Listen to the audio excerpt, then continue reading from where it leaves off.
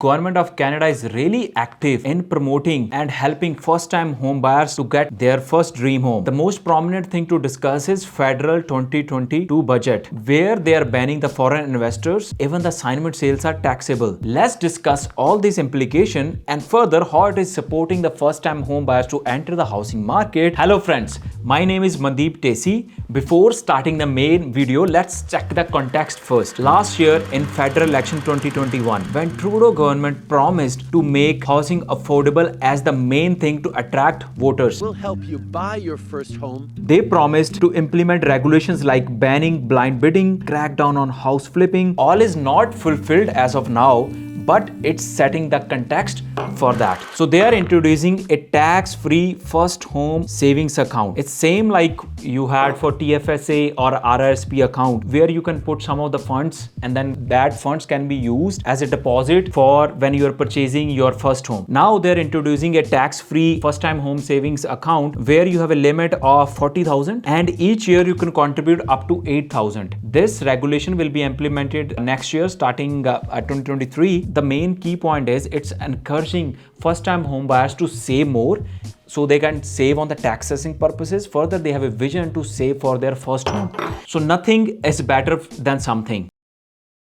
So even the government thought something like they can save up to 8,000. That's not a huge amount, but at least it's encouraging people to save. Now let's move on. Another option which is quite promising is doubling up the first-time homebuyers tax credit. It's like something where you are putting your expenses when you do the closing cost. They are maximizing that to 10,000. It's already being implemented for closing done on and after 1st January 2022. It was there before also because they were giving a credit of up to 5,000 in your tax where you can save funds. Here they have, let's say you are in a large tax bracket, you can use that as a deduction and you can save up to $1,500. Again, this is a bit of a questionable thing, how government is confusing first-time home buyers. Do you think first-time home buyers have so much income that it's so much beneficial for them to save $1,500 where average price in GTA market is more than $1 million already? Do post your comments on this one also. Let's move on.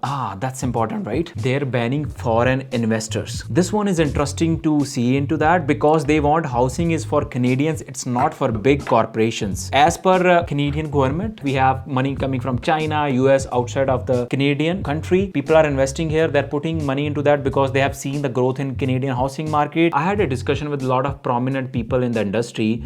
We were talking about how much is the foreign investors which are putting money into the Canadians as part of a corporations or as foreign investors. We found it's even less than 5%. As first-time home buyers, do you think it's going to have a major impact in cooling off the hot real estate market in Canada and increasing the affordability? Budget 2022 announces the government intention, so that's important, intention to propose restrictions that would prohibit foreign or commercial big firms and buying which are non-Canadian citizens or they don't have permanent residency to buy here any residential property for at least 2 years.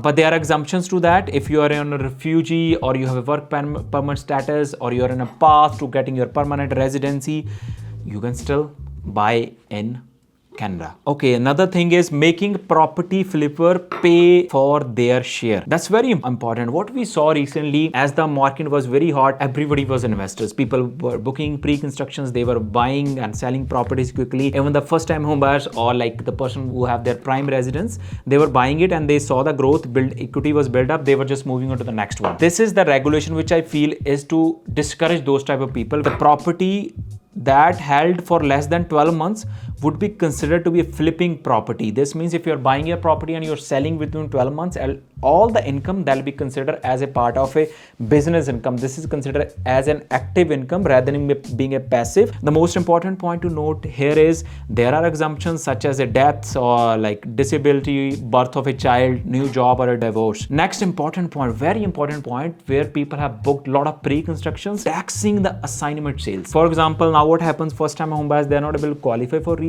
What they did, like they booked some pre-constructions because they saw the property will be built in the future, like 4 to 5 years. By that time, their income will go up, they'll have more savings, they'll qualify for that property. They bought a condo for $500,000. All of a sudden, the prices went to 800,000. If you're selling those properties and you have a HST component to that, that'll be also taxable. The point is, government of discouraging investors or home buyers, the people who are planning to move in, not to speculate if they book that property, they really want to move in. They don't want that people making money out of those assignments. To summarize, a lot of initiatives are being taken. They want first time home buyers to enter the market. That's very necessary because things were really unaffordable. A lot of things in discussion. Do post your comments how you feel about all these implementations and the regulations, how it's going to increase the affordability for first time home buyers in focus, how it's discouraging investors to enter the real estate market. Thanks for watching, and do post your comments further. And as usual, always press this like button because it encourages us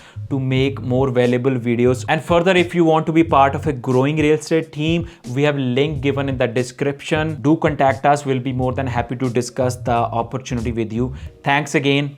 Till the next video.